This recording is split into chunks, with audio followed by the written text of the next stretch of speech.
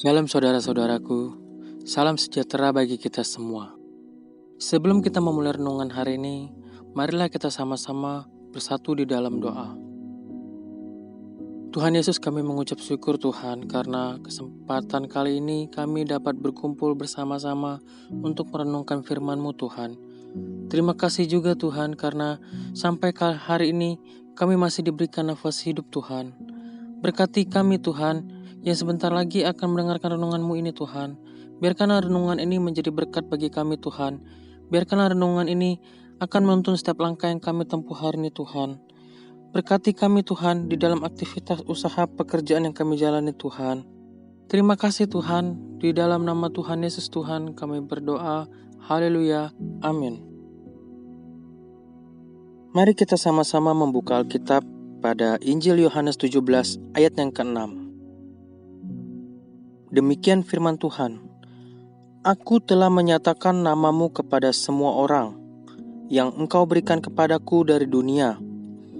Mereka itu milikmu, dan engkau telah memberikan mereka kepadaku, dan mereka telah menuruti firman-Mu. Haleluya. Tema renungan hari ini, miliknya. Secara definisi, kita mungkin bukan misionaris, orang yang pergi ke negeri lain untuk memberitakan Injil. Akan tetapi, pada hakikatnya, semua dipanggil menjadi murid Yesus.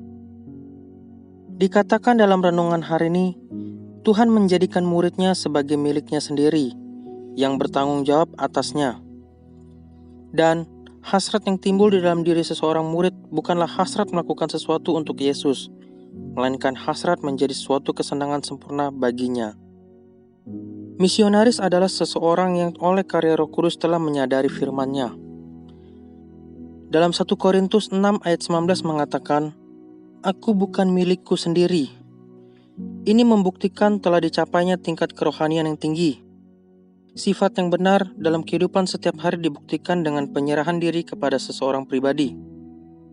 Sifat yang benar dalam kehidupan setiap hari dibuktikan dengan penyerahan diri kepada seseorang pribadi dengan menempatkan pada prioritas tertinggi.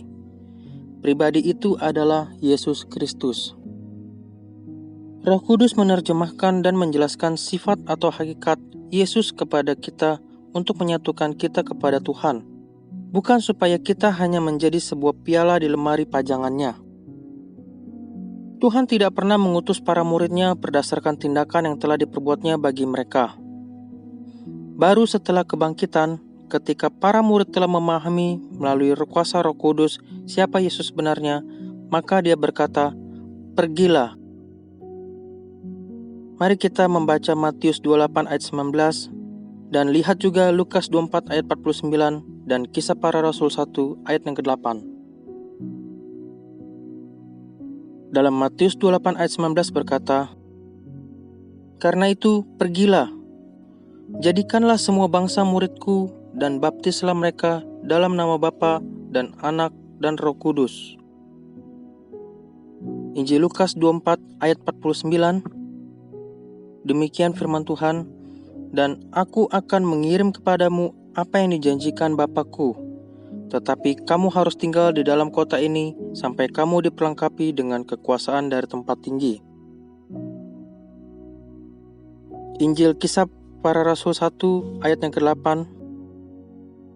Tetapi kamu akan menerima kuasa kalau Roh Kudus turun ke atas kamu, dan kamu akan menjadi saksiku di Yerusalem dan di seluruh Yudea dan Samaria dan sampai ke ujung bumi. Haleluya. Dalam Lukas 14 ayat 26 berkata, Jika seseorang datang kepadaku dan ia tidak membenci bapaknya, ibunya, istrinya, anak-anaknya, saudaranya laki-laki atau perempuan, bahkan nyawanya sendiri, ia tidak dapat menjadi muridku. Dia tidak mengatakan bahwa orang ini tidak dapat menjadi baik atau jujur, tetapi bahwa dia tidak dapat menjadi seorang yang tentangnya Yesus dapat menulis kata milikku. Hubungan manapun dari yang disebut Tuhan dalam ayat ini dapat bersaing dengan hubungan kita dengan Dia. Kita mungkin lebih suka dekat pada ibu kita, atau istri kita, atau diri kita sendiri. Tetapi jika demikian halnya, maka Yesus berkata, "Kamu tidak dapat menjadi muridku." Ini tidak berarti kita tidak dapat diselamatkan, tetapi kita tidak dapat menjadi miliknya seutuhnya. Tuhan menjadikan muridnya sebagai miliknya sendiri, yang bertanggung jawab atasnya. Dalam seperti Kisah Para Rasul 1 ayat 8, "Kamu akan menjadi saksi-saksiku." Hasrat yang timbul di dalam diri seorang murid bukanlah hasrat melakukan sesuatu untuk Yesus, melainkan hasrat menjadi suatu kesenangan sempurna baginya.